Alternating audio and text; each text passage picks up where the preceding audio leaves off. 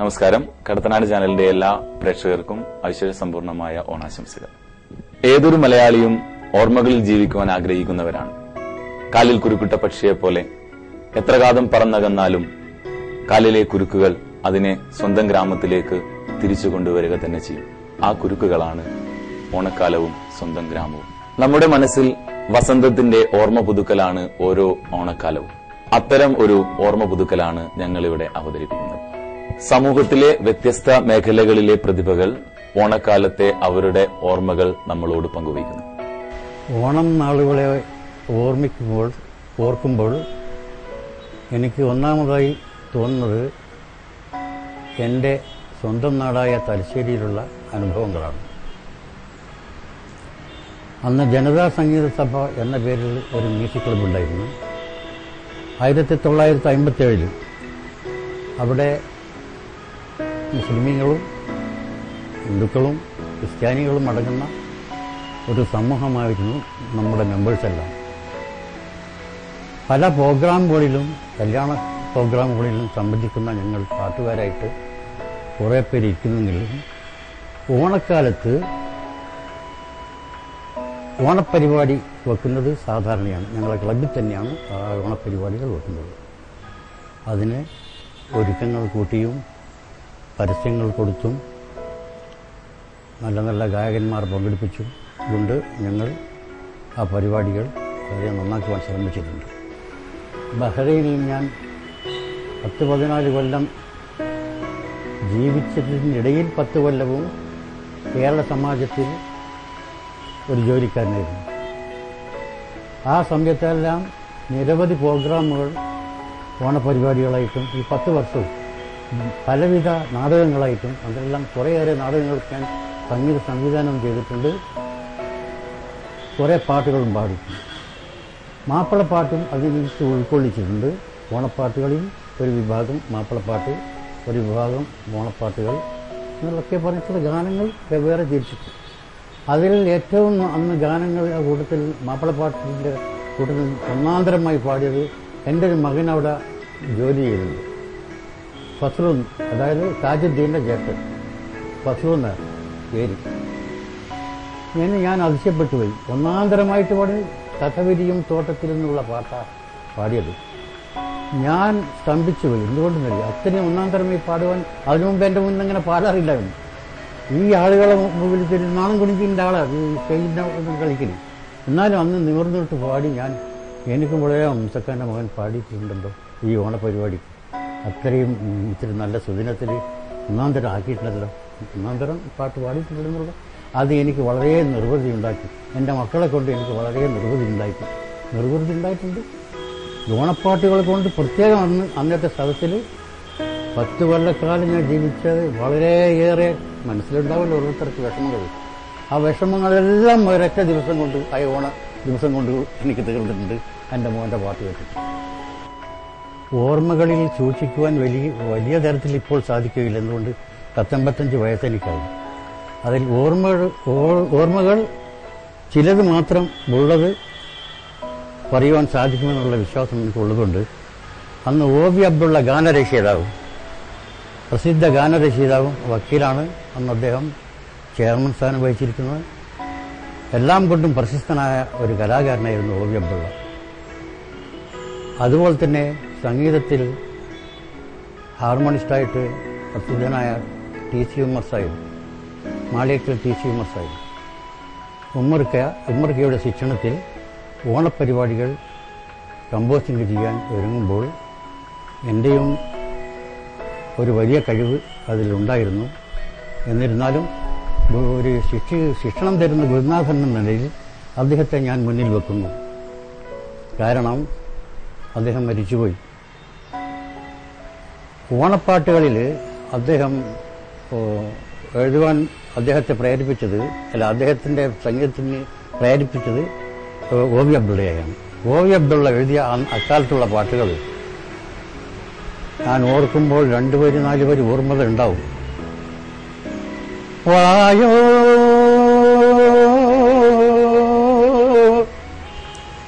അരിമുല്ലയനി പന്തലിതിലായി സരസ സരള പൊട്ടിച്ചിരികളുമായി വാ ചഞ്ചല ചഞ്ചല ചഞ്ചലനാദം വാ ചഞ്ചല ചഞ്ചല ചഞ്ചലനാദം പൊന്നോണം വന്നല്ലോ ഓ പൊന്നോണം വന്നല്ലോ. ഈ വരികൾ എനിക്ക് ഓർമ്മകൾ കൊണ്ട് ഇങ്ങനെ പറഞ്ഞതാണ്, പാടിപ്പോയതാണ്. അത് കഴിഞ്ഞ് 57 തന്നെ ഞാൻ ചേക്കരി കല്യാണം കഴിച്ച് വടകരയാണ്. വടകരയിൽ പല ഭാഗങ്ങളും പല സാഹിത്യകാരന്മാരായിട്ടും പല പി ടി അബ്ദുറഹ്മാനെ പോലെയുള്ള യുവ കവികളായിട്ട് പരിചയപ്പെട്ടതിന് ശേഷം ഓണപ്പരിപാടികളിൽ ധാരാളം ഓണപ്പരിപാടികൾ ഞങ്ങൾ പങ്കെടുക്കാറുണ്ടെങ്കിലും ഓണപ്പാട്ടുകൾ വലിയ തരത്തിൽ അദ്ദേഹം എഴുതിയിട്ടില്ല. എങ്കിലും മറ്റുള്ള എല്ലാ പാട്ടുകളും അദ്ദേഹം എഴുതിയിട്ടുണ്ട്. ഓണപരിപാടികളിൽ ഞങ്ങൾ പങ്കെടുക്കാറുണ്ട്. എല്ലാവരും കലാകാരന്മാരായിട്ട് പോവുകയും വരികയും ചെയ്ത് അവരെ സന്തോഷപ്പെടുത്തുകയും ഞങ്ങളിൽ സന്തോഷം ഉണ്ടാക്കുകയും ചെയ്ത പല പല രംഗങ്ങളും ഉണ്ടായിട്ടുണ്ട്. അതിൽ പ്രത്യേകമായിട്ട് അതിൻ്റെ ഇടയിൽ ഞാൻ ഓൾ ഇന്ത്യ റേഡിയോയിൽ 1956-57 തന്നെ ഓൾ ഇന്ത്യ റേഡിയോയിൽ ഞാൻ പാടാറുണ്ട്. സുപ്രസിദ്ധ എക്കാലത്തെയും പ്രസിദ്ധനായ സംഗീത സംവിധായകൻ കെ.ആർ. മാഷ് ഇപ്പം 98 വയസ്സിൽ കിടക്കുകയാണ്. ഇന്നലെയും എനിക്ക് ഫോൺ ചെയ്തിരുന്നു. അദ്ദേഹം ആശുപത്രിയിൽ കിടന്ന് എന്നെ വന്ന് കാണണം എന്ന് വെച്ചു. അദ്ദേഹത്തിൽ നിന്ന് പല അറിവുകളും എനിക്ക് സമ്പാദിച്ചിട്ടുണ്ട്. അദ്ദേഹം ചെയ്ത ട്യൂൺസുകൾക്ക് കണക്കില്ല. ആ ഓൾ ഇന്ത്യ റേഡിയോ ആകാശവാണി എല്ലാവർക്കും ആയിട്ടുള്ള ഒരു പൊതുരംഗം ഒരു പരിപാടി വെക്കാറില്ല. ക്ഷണിക്കപ്പെട്ട സദസ്സ് പല ഗുരുവായൂരം കോളേജിലും മറ്റു പല സ്ഥലങ്ങളിലായിട്ട് വെക്കുന്ന എല്ലാ പരിപാടികളും ഒരു കാലം ഞാനും സംബന്ധിച്ചിരുന്നു.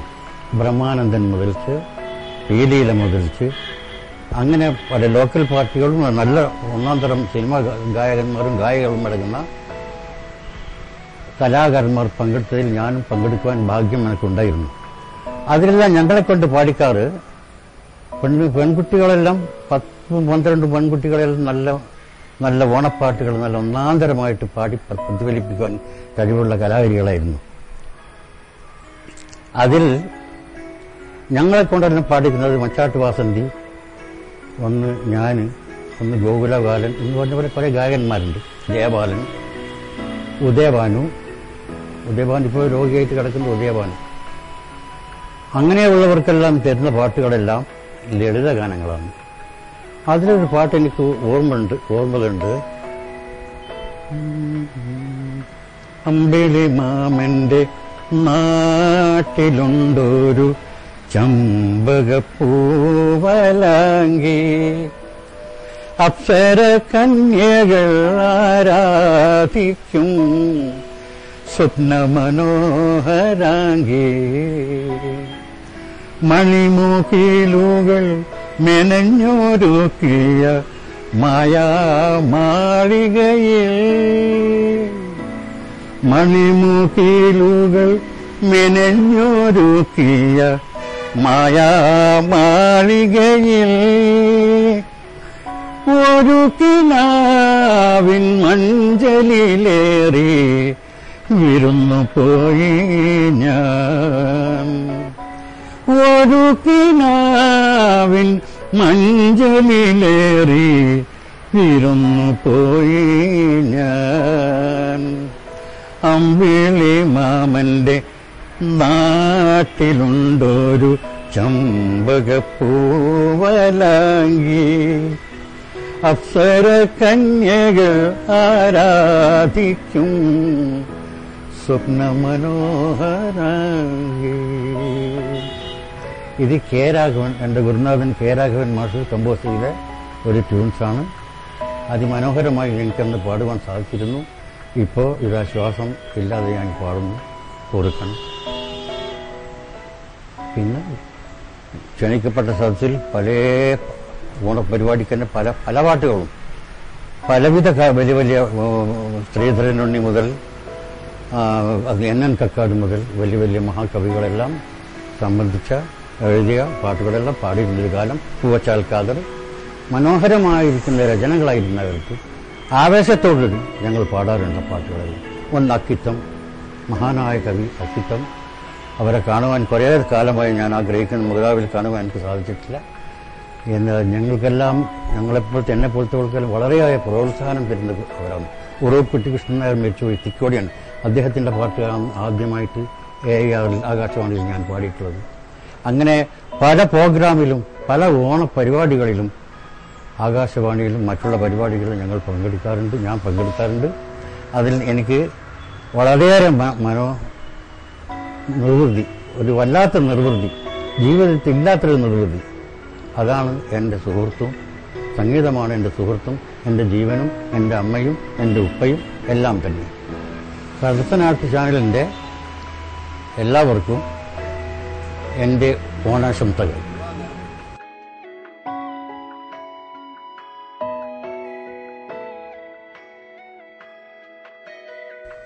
ഓണത്തെക്കുറിച്ച് നമുക്ക് ചിന്തയിലേക്ക് വരുമ്പോൾ, അല്ലെങ്കിൽ ഓർമ്മകളിലേക്ക് വരുമ്പോൾ, കുട്ടിക്കാലത്തെ ഓണവും ഈ കാലത്തിലെ ഓണവും തമ്മിലുള്ള വ്യത്യാസങ്ങൾ, ഓണം നൂറ്റാണ്ടുകളായി വന്ന് പോയിക്കൊണ്ട് അന്നൻകക്കാട് പറയുന്നത് പോലെ ഓരോ വർഷവും നമ്മൾ നന്ദി തിരുവോണമേ നന്ദി എന്ന് പറയുകയാണ്.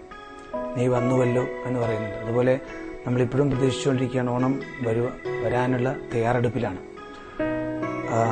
അന്നൊക്കെ കക്കാടിൻ്റെ കവിതയുടെ വരികളിൽ കൂടെ തന്നെ കടന്നുപോയാൽ തന്നെ അടിമണ്ണിടിഞ്ഞു കടയിളകി ചെരിഞ്ഞൊരു കുനുന്തുമ്പയിൽ ചെറു ചിരി വിടർത്തി നീ വന്നുവല്ലേ എന്നാണ്. തുമ്പപ്പൂ എന്ന് പറയുന്നത് വളരെ ചെറിയൊരു പുഷ്പത്തിൽ ഒരു ചെറു ചിരി ഉണ്ടായിക്കൊണ്ടാണ് ഓണം കടന്നു വരുന്നത് തന്നെ കക്കാടിനെ പോലത്തെ ഒരു കവി പറയുന്നു.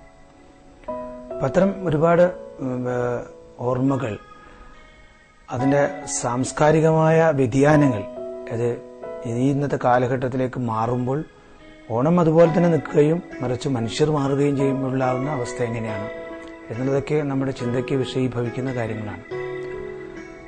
ഓണം എന്ന് പറയുന്നത് ഒരു കാലത്ത് എൻ്റെ ഓർമ്മയിലെ ഓണം എന്ന് പറയുന്നത് പട്ടിണിക്കാരനായിരുന്നു ഓണം. അന്ന് എൻ്റെ ചുറ്റും കണ്ടിരുന്നത്, ഞാനൊക്കെ ഒരു അധ്യാപകന്റെയും അധ്യാപികയുടെയും മകനായതുകൊണ്ട് പട്ടിണിയെ അറിഞ്ഞ് ജീവിച്ച ഒരാളല്ല. പക്ഷെ എൻ്റെ ചുറ്റും കാണുന്നതൊക്കെ പട്ടിണിയായിരുന്നു. ഇന്നത്തെ പോലെ കൂലിയില്ല, വളരെ ചെറിയ കൂലി, ഒരുപാട് മക്കൾ, ഇന്നത്തെ പോലെ സന്താന നിയന്ത്രണങ്ങളില്ല, ഒരുപാട് മക്കളെ പോറ്റി അവരെ വലുതാക്കേണ്ട ഉത്തരവാദിത്തങ്ങൾ. ഇങ്ങനെ നോക്കുകയാണെങ്കിൽ വളരെ സമ്പൽ സമൃദ്ധിയുടെ ഓണമായിരുന്നില്ല അക്കാലത്ത്.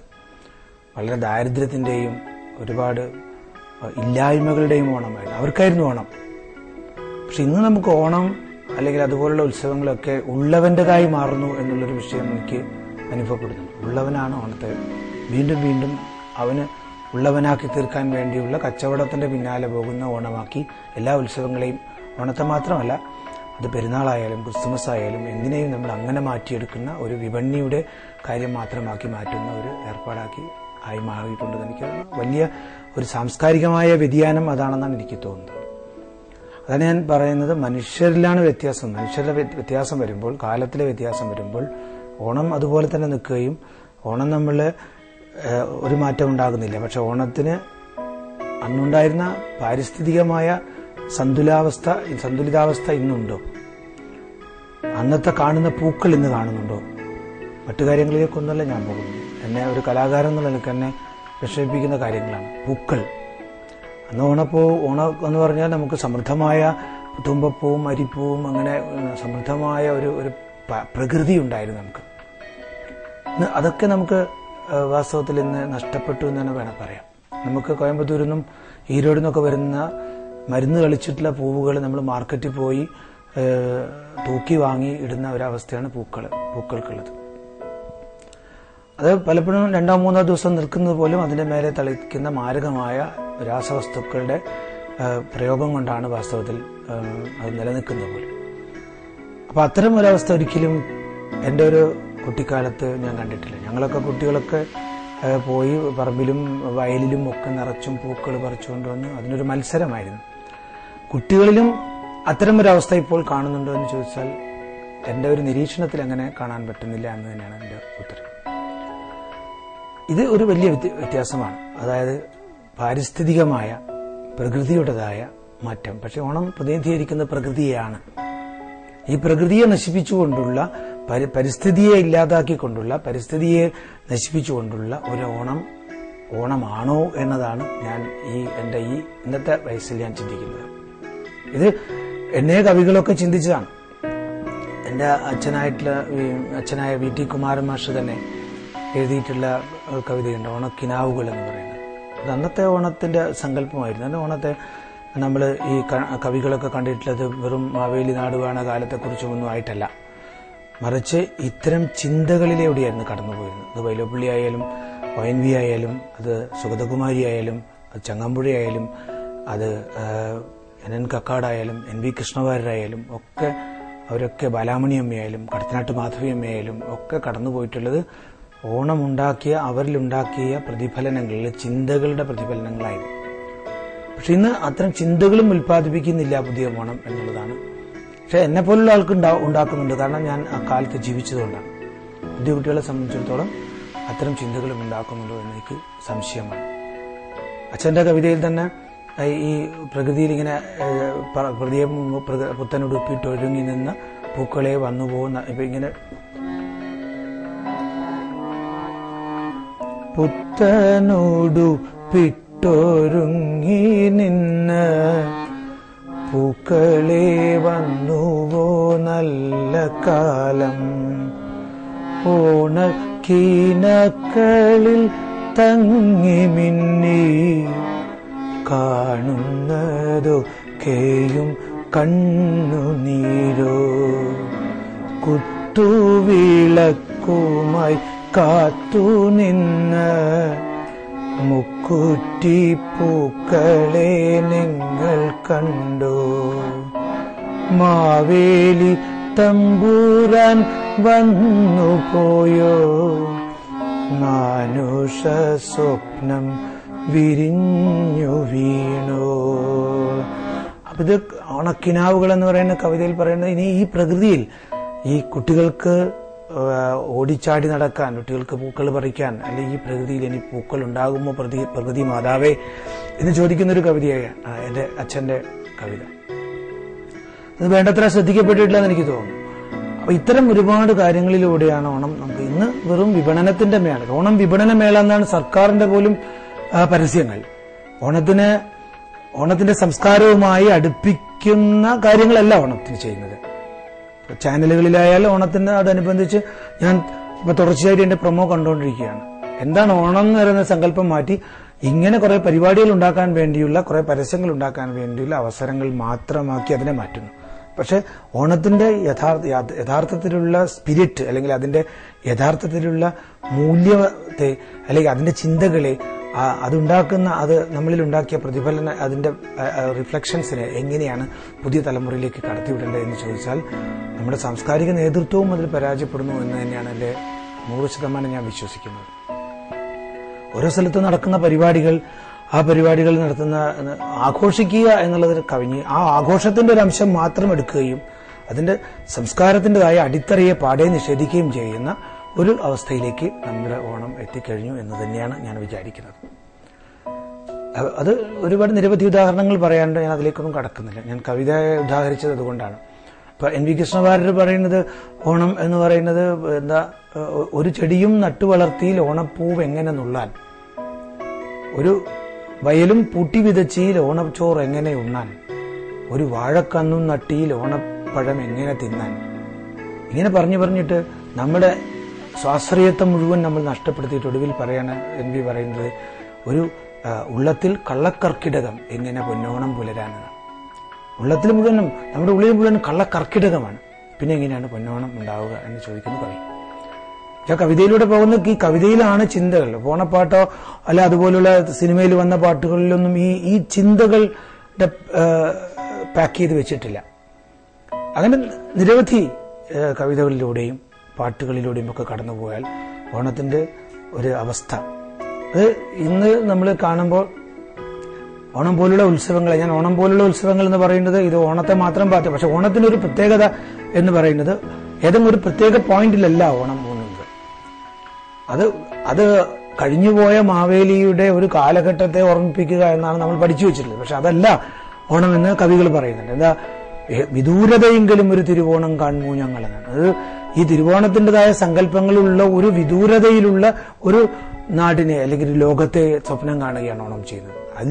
അതിലേക്ക് നമ്മളെ നയിക്കുകയാണ് ചെയ്യുന്നത്. പക്ഷെ നമ്മളിപ്പോ അത്തരം ചിന്തകളിലേക്കൊന്നും പോകാതെ പഴയൊരു കാര്യവും പറഞ്ഞിരിക്കുന്നതിന് പകരം നമ്മൾ പുതിയ കുട്ടികളെ ഈ വിദൂരതയെങ്കിലുള്ള ഓണം, വിദൂരതയെങ്കിലുള്ള സമ്പൽ സമൃദ്ധമായ ഒരു ലോകം, അല്ലെങ്കിൽ സമത്വത്തിൻ്റെതായ ഒരു ലോകം, എല്ലാവരും മനുഷ്യരെല്ലാവരും ഒന്നുപോലെ എന്ന കഴിഞ്ഞുപോയ കാര്യമല്ല, വരാനിരിക്കുന്ന ഒരു ലോകമാണ് എന്ന് നമ്മൾ കാണിച്ചു കൊടുക്കേണ്ട കാലം ആയിരിക്കുന്നു. അത് ഓണത്തിന്റെ പശ്ചാത്തലത്തിൽ നമ്മൾ ഉണ്ടാക്കേണ്ടതാണ് എന്നാണ് ഞാൻ പൂർണ്ണമായും വിശ്വസിക്കുന്നത്. അതുകൊണ്ട് ചാനലുകളും അതുപോലുള്ള സാംസ്കാരിക പ്രവർത്തനങ്ങളുമൊക്കെ, അല്ലെങ്കിൽ ഇത്തരം പ്രവർത്തനങ്ങൾ സാംസ്കാരിക തലത്തിലേക്ക് ഉയരുന്നത് ഇത്തരം ചിന്തകളെ ഉൽപ്പാദിപ്പിക്കുമ്പോഴും അല്ലെങ്കിൽ ഈ ചിന്തകളെ കൈമാറുമ്പോഴും പുതിയ തലമുറയിലേക്ക് കൈമാറുമ്പോഴുമാണ്. ഇവിടെ അങ്ങനെയൊന്നും സംഭവിക്കുന്നതായിട്ട് എനിക്ക് കാണുന്നില്ല. എൻ്റെ മുമ്പിലൂടെ കടന്നു പോകുന്ന, എൻ്റെ മുമ്പിലൂടെയും 55, 56, 57 ഓണങ്ങൾ എൻ്റെ മുമ്പിലൂടെയും കടന്നുപോയി. പക്ഷെ ഈ കടന്നുപോയ ഓണങ്ങളെല്ലാം എന്നിലുണ്ടാക്കിയത് വെറും ഒരു വിപണന സംസ്കാരമല്ല, മറിച്ച് ചിന്തകളാണ്. ആ ചിന്തകൾ പുതിയ കാലഘട്ടത്തിലേക്ക്, പുതിയ തലമുറയിലേക്ക്, പുതിയ യുവാക്കളിലേക്ക്, പുതിയ മനുഷ്യരിലേക്ക്, പുതിയ ലോകത്തിലേക്ക് പകർന്ന് അതിനെ കൈമാറ്റം ചെയ്തു കൊടുക്കാൻ നമുക്ക് സാധിക്കുന്നില്ല എന്നുള്ളതാണ് എന്നെ അലോസരപ്പെടുത്തുന്ന, എൻ്റെ മനസ്സിനെ അലങ്കോലപ്പെടുത്തുന്ന ഒരു വിഷയമായി ഞാൻ കാണുന്നത്. അതുകൊണ്ട് അത്തരം പ്രവർത്തനങ്ങളിൽ കൂടി ശ്രദ്ധിച്ചാൽ കുറെ കൂടി നല്ല ഓണത്തെ, വിദൂരതയിലുള്ള ഒരു ഓണത്തെ നമുക്ക് നമ്മുടെ മുമ്പിലേക്ക് എത്തിക്കാൻ സാധിക്കും എന്ന് തന്നെയാണ് ഞാൻ വിശ്വസിക്കുന്നത്. മലയാളികൾക്ക് എല്ലാ സ്ഥലത്തും ഓണമുണ്ട്. വിദേശത്ത് ചെന്നാൽ അത് നിങ്ങൾ ആവശ്യമുള്ള എടുത്തോ, ഞാൻ എനിക്ക് തോന്നുന്നൊക്കെ പറയട്ടെ. പിന്നെ വിദേശത്ത് ചെന്ന മലയാളിക്ക് മലയാളിയുള്ള എല്ലാ സ്ഥലത്തിലും, അത് അമേരിക്കയിലായാലും ഇംഗ്ലണ്ടിലായാലും അത് ഫ്രാൻസിലായാലും അത് ഗൾഫ് രാജ്യങ്ങളിലായാലും അറേബ്യൻ രാജ്യങ്ങളിലായാലും എവിടെയായാലും മലയാളി ഉള്ളിടത്തൊക്കെ ഓണമുണ്ട്. ഈ ഓണത്തില് പരമാവധി എനിക്ക് തോന്നുന്നു നമ്മളെ കേരളത്തെക്കാൾ, നമ്മുടെ നാട്ടിലേക്കാൾ കൂടുതൽ മലയാളികൾ പങ്കെടുക്കുന്നത്, അല്ലെങ്കിൽ എല്ലാ ജാതി മതസ്ഥരും പങ്കെടുക്കുന്നത് വിദേശങ്ങളിലെ ഓണങ്ങളാണ് എനിക്ക് തോന്നുന്നത്. കാരണം അവരെ കൂട്ടി യോജിപ്പിക്കാൻ ആ ഓണത്തിന് സാധിക്കുന്നുണ്ട്. പക്ഷെ അവിടെയും ഇത്തരം ഒരുപാട് പ്രശ്നങ്ങളുണ്ട്, ഇല്ലെന്നല്ല ഞാൻ പറയുന്നത്. കടത്തനാട്ട് മാധവി അമ്മ അവരുടെ പൂക്കളത്തെക്കുറിച്ചുള്ള സങ്കല്പം പോലും പൂക്കൾ ഇങ്ങനെ ഇടുന്നതിനെ കുറിച്ചല്ല. പൂക്കളം എന്ന് പറയുന്നത് വർണ്ണസങ്കരം, എന്റെ ഉമ്മറത്ത് എന്തൊരു ആശ്ചര്യ വർണ്ണസങ്കര ഭംഗികൾ എന്നാണ്. വടകരക്കാരിയായ കവിയാണ് ഞാൻ, ദൂരെയുള്ള കവിയൊന്നുമല്ല, നമ്മുടെ വടകരയിൽ തന്നെയുള്ള കവിയാണ്. വേണ്ടത്ര ശ്രദ്ധിച്ചിട്ടില്ല നമ്മൾ കടത്തനാട്ട് മാധവി അമ്മയെ. വേണ്ടത്ര നമ്മൾ ഇന്ന് ആഘോഷിക്കുന്ന എത്രയോ കവികളെ, അവരുടെ 1000-ലൊരംശം പ്രതിഭയുള്ള ആളുകളെ നമ്മൾ പ്രതിഭ പോലും ഇല്ലാത്ത ആളുകളെ ഇന്ന് നമ്മൾ ആഘോഷിക്കുന്നുണ്ട്. പക്ഷെ വടകരക്കാരിയായ കടത്തനാട്ട് മാധവി അമ്മ എന്ന് പറയുന്ന കവയിത്രിയെ നമ്മൾ ശ്രദ്ധിച്ചോ? പക്ഷെ അവർ പറയുന്നത് എന്റെ ഉമ്മറത്ത് എന്തൊരു ആശ്ചര്യ വർണ്ണസങ്കര ഭംഗികൾ, കൺകറുത്തതാം കാക്കപ്പൂ നോക്കി പുഞ്ചിരിക്കുന്ന തുമ്പപ്പൂ എന്നാണ്. ഈ വർണ്ണങ്ങളും വാസനകളും എല്ലാം ഒത്തുചേരുന്നത് ഈ ഉമ്മറ വേദിയിലാണ്. എന്റെ ഉമ്മറ വേദിയിൽ വിവിധങ്ങളായ വർണ്ണങ്ങൾ, വിവിധങ്ങളായ വാസനകൾ, ഇത് ഭാവവൈരുദ്ധ്യം, വർണ്ണവൈരുദ്ധ്യം, ശതവൈരുദ്ധ്യം. എന്നിട്ട് അവർ പറയുന്നത് എങ്കിലും ഇവയൊത്തുകൂടുന്നു എന്റെ ഉമ്മറ വേദിയിൽ വാർന്നു വീഴും ഒരാശയത്തിനായി എന്നാണ്. ഇതൊരാശയമാണ് ഉണ്ടാക്കുന്നത്. അതാണ് ഞാൻ നേരത്തെ പറഞ്ഞത്. മറ്റ് ഉത്സവങ്ങളിൽ നിന്നും ഓണത്തിന്റെ ഉൽപ്പാദിപ്പിക്കുന്നത് ഒരുപാട് നിരവധി ആശയങ്ങളാണ്. അത് ഭാഷ, സംസ്കാരം, അതിന്റെ മറ്റ് കലകൾ, അതിന്റെ ചരിത്രം, അതുമായി ബന്ധപ്പെട്ടിട്ടുള്ള ഒരുപാട് വിഷയങ്ങളിലേക്ക് അത് കടന്നു പോകുന്നുണ്ട്. അത്തരം വിഷയങ്ങളിലേക്ക് കൂടി കടന്നു പോകുന്ന, അല്ലെങ്കിൽ അത്തരം വിഷയങ്ങളെ, അത്തരം നാളുകളെ, അല്ലെങ്കിൽ പഴയ നാളുകളെ, കഴിഞ്ഞുപോയ നാളുകളെ, അതിന്റെ സാംസ്കാരിക മൂല്യങ്ങളെ തിരിച്ചുപിടിക്കാൻ നമ്മുടെ പുതിയ ഓണങ്ങൾക്ക് സാധിക്കട്ടെ. വരാനിരിക്കുന്ന കാലഘട്ടത്തിനും സാധിക്കട്ടെ, വരാനിരിക്കുന്ന ഓണത്തിനും സാധിക്കട്ടെ എന്ന് ഞാൻ ആശംസിക്കുന്നു. കടത്തനാട്ട് ചാനലിന്റെ എല്ലാ പ്രേക്ഷകർക്കും എൻ്റെ വളരെ സമൃദ്ധമായ, സമ്പന്നമായ ഓണാശംസകൾ നേരുന്നു.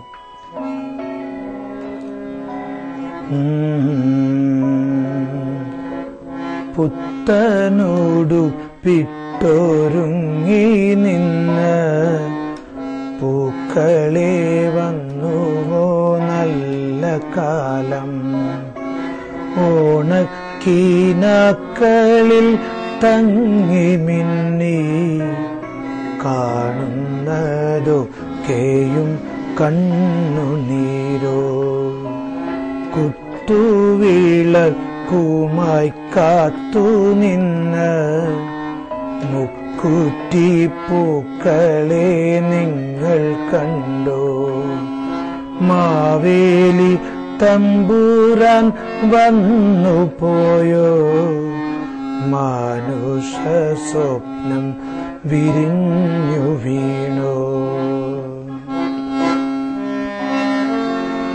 പാൽവെണ്ണയേന്തി പരുങ്ങി നിൽക്കും പാവമൻ തുമ്പേ കരഞ്ഞു പോയോ.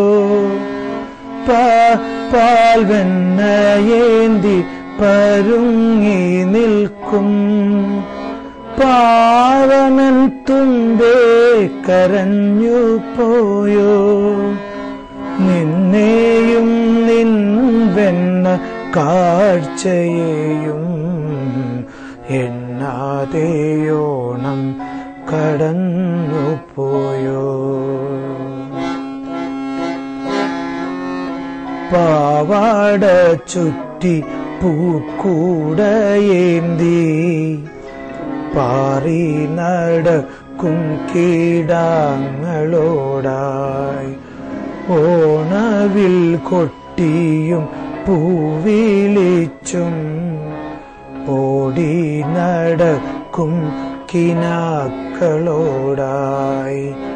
എന്നും ചിരിക്കുവാൻ പൂക്കൾ വേണ്ടേ നിൻമടിത്തട്ടിൽ പ്രകൃതി മാതേ.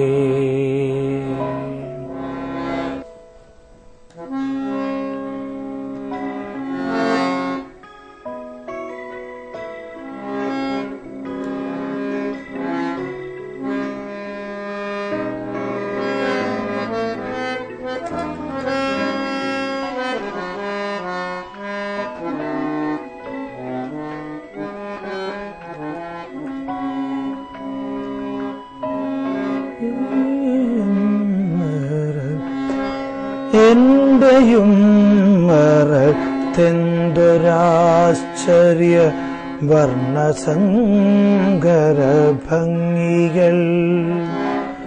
കൺകറുത്തതാം കാക്കപ്പൂ നോക്കി പുഞ്ചിരിക്കുന്ന തുമ്പപ്പൂ. ചോര കണ്ണിൽ മുറുമുറുപ്പുമായി നൂറരി പൂനിരക്കവേ. പൊന്നിതൾ കൺവിടർത്തി നോക്കുന്ന കുഞ്ഞുമൂ കുറ്റിപ്പൂകൾ. കൊള്ളിൻ പള്ളയ്ക്ക് പറ്റി നിൽക്കുന്ന ചെല്ലച്ചീവോതി കയ്യുകൾ. നാട്ടലരികൾ കാട്ടലരികൾ കാപ്പൂത്തമുള്ള കുടന്നകൾ. ഓണനാളിന്റെ നിത്യനൂതന പ്രാണവായുവായി തീരട്ടെ. കള്ളമില്ലാത്ത കാവലില്ലാത്ത നല്ല നാളയെ തീർക്കട്ടെ. മേലാളില്ലാത്ത കീഴാളില്ലാത്ത നാളെ തൻ കൊടിയേറട്ടെ. ഓണത്തപ്പനോടൊത്തൊരുങ്ങിയ കേരളം കണി കാണട്ടെ. നല്ല മേലാളില്ലാത്ത കീഴാളില്ലാത്ത നാളെ തൻ കൊടിയേറട്ടെ. ഓണത്തപ്പനോടൊത്തൊരുങ്ങിയ കേരളം കനി കാണട്ടെ, കേരളം കനി കാണട്ടെ.